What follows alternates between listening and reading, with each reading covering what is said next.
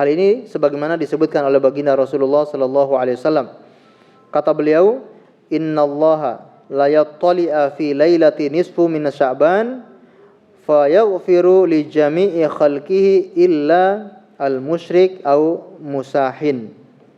Kata Rasulullah, sesungguhnya Allah itu melihat pada nisfu Sya'ban dan Allah mengampuni seluruh hamba-hambanya kecuali 2 orang atau kecuali 2 kelompok.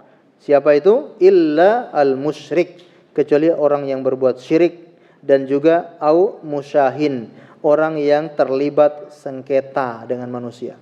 Ini yang tidak diampuni oleh Allah Subhanahu wa taala. Hadis ini dikeluarkan oleh Imam Al-Baihaqi, At-Tabrani, dan disahihkan oleh mereka. Jadi kita usaha bersihkan hati kita ya, sebelum masuk bulan Ramadan. Di bulan Sa'ban ini sudah plong, hatinya sudah bersih. Yang punya masalah di dalam rumah tangga antara suami dengan istri, antara istri dengan suaminya, anak dengan orang tuanya, di dalam bulan Sya'ban ini kita bersihkan hati, tidak ada dendam, tidak ada iri, tidak ada dengki dengan manusia, karena kita akan menyambut bulan Ramadan. Dan para ulama di dalam menafsirkan kalimat al-musahin itu ada beberapa penafsiran. Di antaranya yang kita jelaskan tadi, yaitu tidak terlibat sengketa. Kemudian di antara penafsiran ulama yang lain, makna as-sahin adalah tidak membenci para sahabat Nabi sallallahu alaihi wasallam.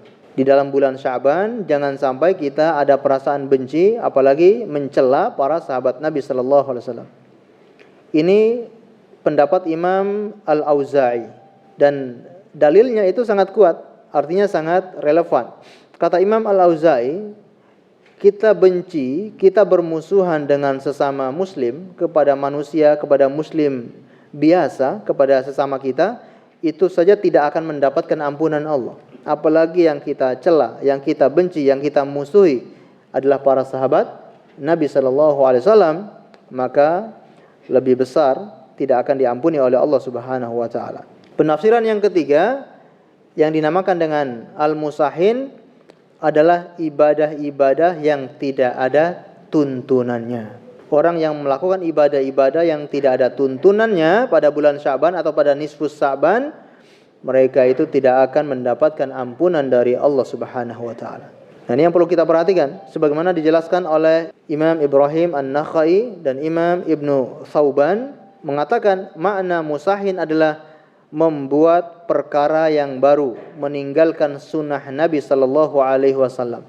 Apa korelasinya membuat perkara baru, meninggalkan sunnah Nabi dengan sengketa dengan manusia? Korelasinya adalah orang yang membuat perkara baru, melakukan perkara-perkara kebid'ahan, meninggalkan sunnah Nabi, maka akan menimbulkan perpecahan dan persengketahan di tengah-tengah umat.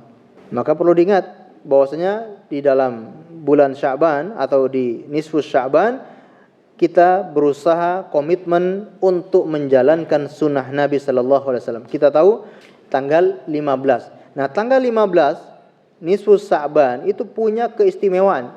Namun jangan sampai keistimewaan di nisfus Sya'ban ini dikotori, digunakan untuk melakukan hal-hal yang tidak dicontohkan oleh Rasulullah sallallahu alaihi wasallam.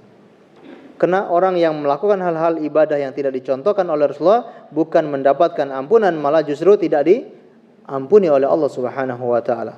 Maka kita pun harus berkomitmen ketika ingin melakukan ibadah, maka melakukan ibadah sesuai dengan tuntunan Rasulullah sallallahu alaihi wasallam. Karena di dalam nisfus Sya'ban banyak sekali kaum muslimin yang melakukan perkara-perkara yang ternyata itu tidak dicontohkan oleh Rasulullah sallallahu alaihi wasallam. Seperti mengkhususkan untuk salat-salat tertentu dan rakaat-rakaat tertentu, atau membaca zikir-zikir tertentu dengan jumlah-jumlah tertentu, maka tentunya ini tidak ada tuntunannya dari Rasulullah sallallahu alaihi wasallam. Sedangkan kalau kita ingin menghidupkan nisfus Sya'ban dengan qiyamul lail, dengan salat berjamaah atau salat tahajud secara berjamaah, kata Syekhul Islam Ibnu Taimiyah, maka silakan, tidak ada masalah. Ya.